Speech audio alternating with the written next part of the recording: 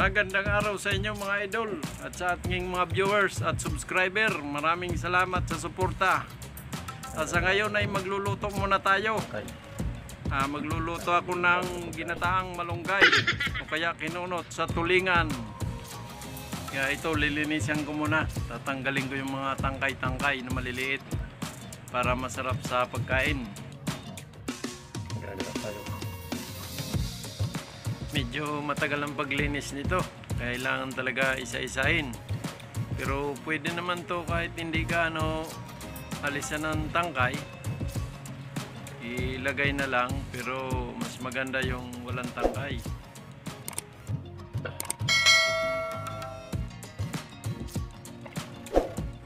Shout out po sa lahat ng nag-subscribe sa aking channel. Sa aking mga viewers, maraming salamat sa inyong pagsuporta. Ito, bibilisan ko na at medyo magtatanghali na. Magkakayod pa ako ng niyog.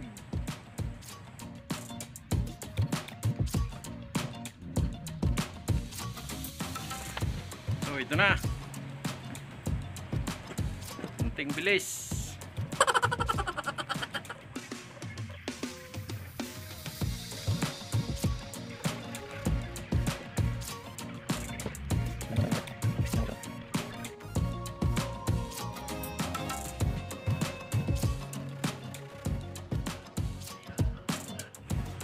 So ito na, tapos na. Ito yung isasawag natin, tulingan sa ginataang malunggay.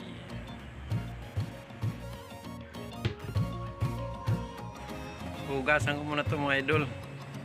Tsaka nakakayod na rin ako. Tapos na rin. Ito, isang buo, isang niyog ang kailangan, malaki.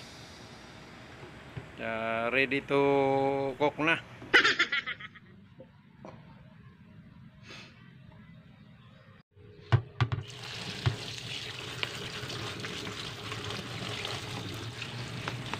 Kailangan pa rin natin nugasan itong mga idol kahit nasa taas siya. Kasi pag nasa taas, siyempre may mahangin, dumidikit yung mga alikabok niya.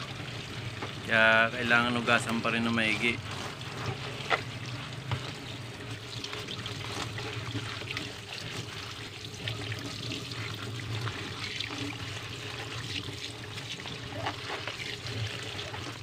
So ito, tapos na.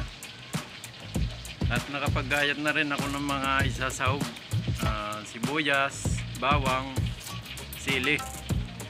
Saka yun lang simpleng sahog nito. At aantayin na lang natin, painitin muna natin yung kawali. Yan, pag ganyan. Saka pag mainit na, saka natin nilalagay yung gata. Yan.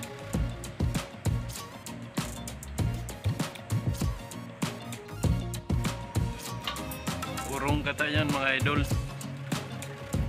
Sakto lang yung dami niya kasi kakunti lang din naman yung gugulayin ko.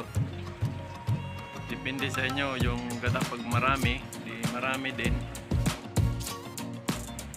At ilalagay ko na rin yung mga sahog. Lahat-lahat na to, sabay-sabay na. Yan.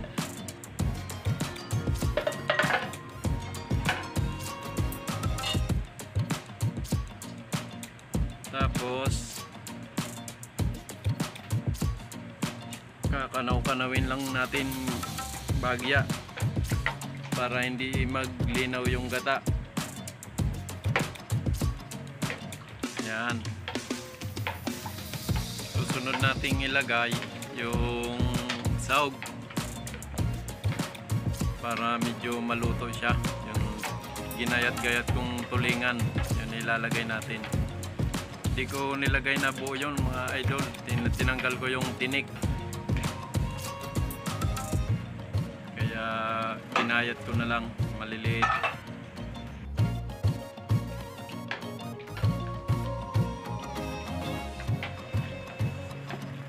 Simpleng ulam lang to mga idol. Pero masarap. Lalo na pag marami yung sili. Kukunti lang yung sili na linagay ko kasi mayroong hindi gaano kumakain pag may sili, manghang.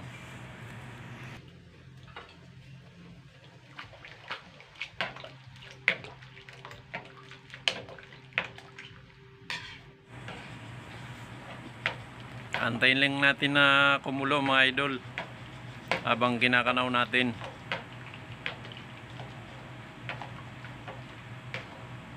Yan.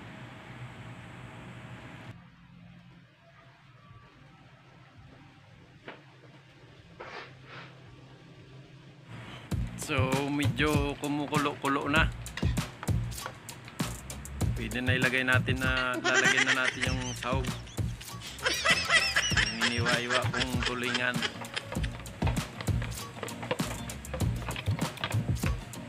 Isang piraso na lang pala mga idol yung sinahog ko kasi prinito ko yung iba. Sakto lang din naman karami sa malunggay. Yan. Lulutuin lang natin to.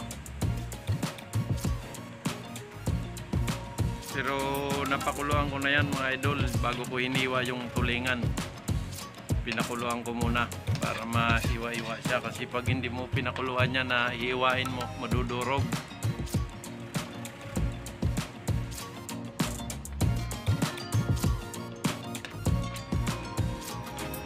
Hindi ko lang siya tatakpan para hindi maglinaw yung gata at kakanaw-kanawin pa rin natin hanggang sa medyo mag-evaporate yung gata.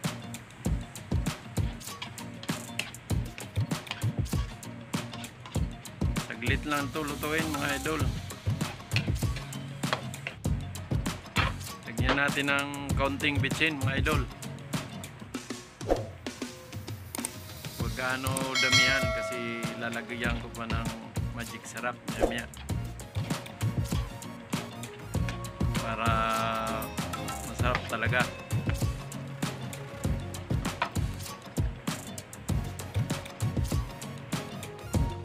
So ilalagay ko na yung malunggay. Pwede na. Medyo kumunti na yung gata. Yan.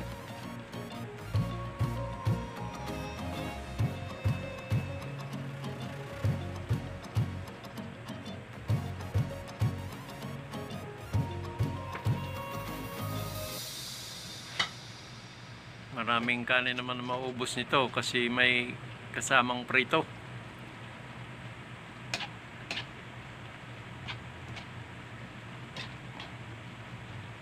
Ihalo lang natin ng konti.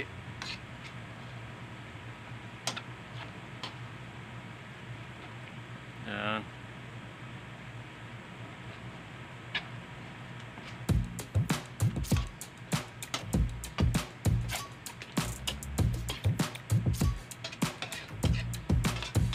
Pero yan mga idol, medyo dumami yung sabaw niya nung nailagay ko yung malunggay.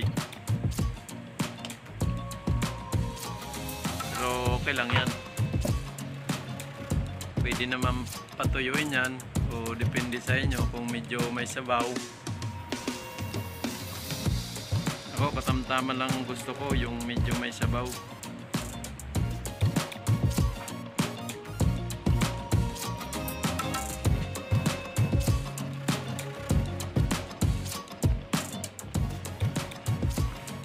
So, pwede nang kumain mga idol.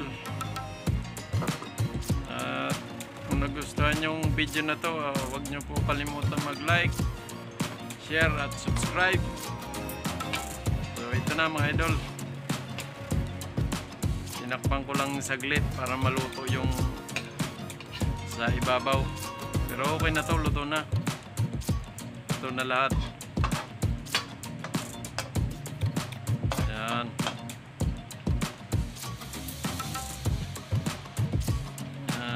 Halika na, kain na tayo mga idol. Sana masabayan yung pagluto ko. Okay. Maraming salamat sa manonood.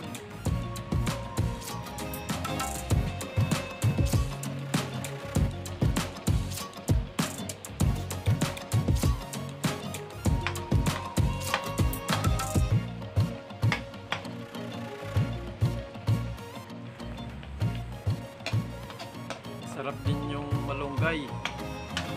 Yung kinunot sa pagi. Sarap na sarap to.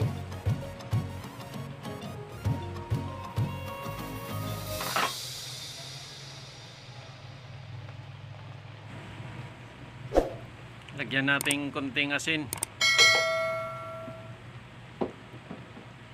para medyo maalat-alat. Kunti lang yung kakain. So okay na mga idol. Teka na, kain na tayo. Let's go! Salamat sa panonood.